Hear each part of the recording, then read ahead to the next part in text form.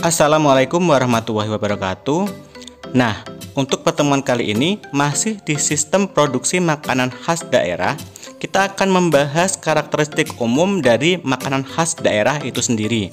Kalau pertemuan sebelumnya kalian sudah mencari berbagai contoh makanan khas daerah di Indonesia, nanti kita akan ulas kembali sedikit tentang karakteristik makanan khas daerah. Nah, sebelumnya, apa itu makanan khas daerah? Makanan khas daerah dapat didefinisikan sebagai makanan yang biasa dikonsumsi di suatu daerah. Biasanya mencerminkan karakter dari masyarakatnya sendiri. Nah, ini adalah contoh-contoh makanan khas daerah. Ada gudeg, ada lumpia, ada empek-empek, dan lain sebagainya. Nah, karakteristik makanan khas daerah kita akan bahas satu persatu, mulai dari Jawa Barat. Apa karakteristiknya? Di sini adalah penghasil sayur mayur.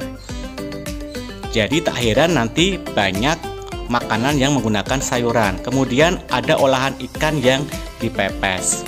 Contohnya di sini ada dua gambar. Yang pertama adalah karedok dan yang kedua adalah gado-gado. Bedanya apa? Sama-sama menggunakan sayuran. Kalau karedok, sayurannya adalah sayuran mentah. Sedangkan di gado-gado, sayurannya sayur matang. Sama-sama menggunakan bumbu kacang. Selanjutnya ke Jawa Tengah dan daerah istimewa Yogyakarta.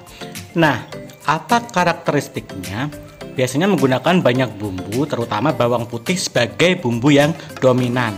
Kemudian sebagian besar menyukai rasa yang manis dibandingkan dengan rasa yang lain, walaupun tidak semuanya. Nah, banyak juga ditemukan masakan-masakan yang bersantan. Sebagai contoh gudeg, ini adalah penampakannya. Gudeg merupakan salah satu makanan yang terbuat dari nangka muda atau gori. Gudeg ini biasanya dimakan dengan ditemani berbagai lauk seperti telur bacem, tahu bacem, tempe bacem, sambal goreng krecek, dan ayam suwir.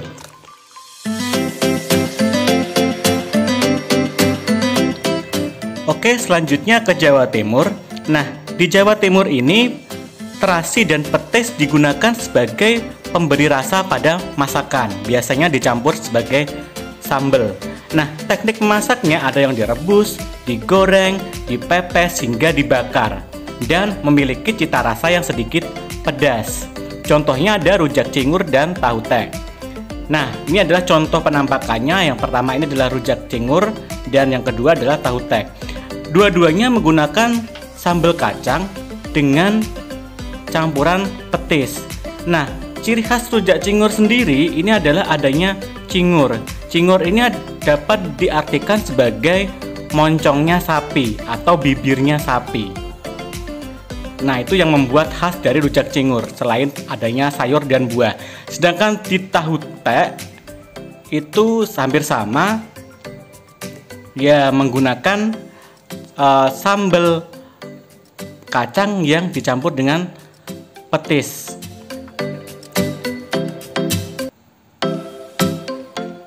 Kemudian di daerah Sumatera. Nah, daerah Sumatera dikenal dengan menggunakan bumbu cabai yang relatif pedas, kemudian menggunakan santan yang kental. Di daerah Sumatera Selatan, ini lebih menyukai masakan yang rasanya agak asam. Banyak dimatangkan dengan direbus, dibakar, digoreng, yang cara memasaknya relatif lama. Masakan dari sayur-sayuran tidak banyak, antara lain menggunakan daun singkong, kacang panjang, buncis, dan nangka muda. Contohnya ada rendang, empek-empek, tempoyak, dan keripik sanjay. Ini adalah contoh penampakannya sebagai berikut.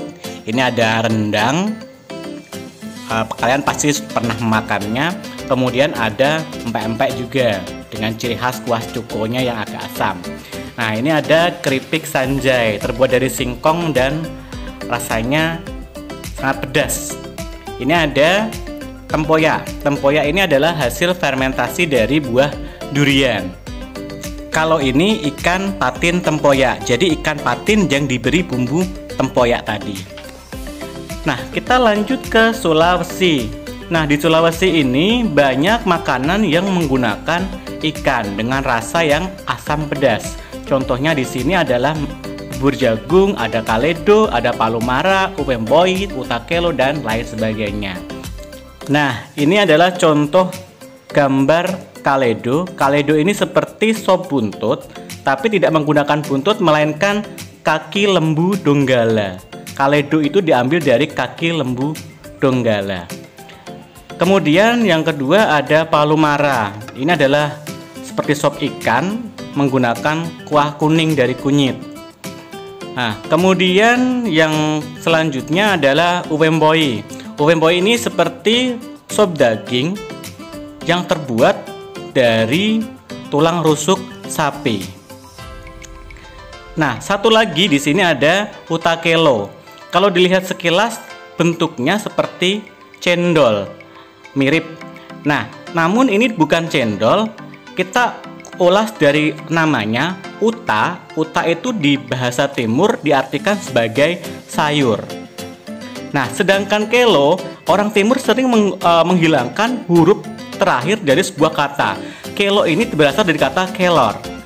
Jadi uta kelo dapat diartikan sebagai sayur kelor. Jadi ini adalah sayur daun kelor yang dimasak bersama santan.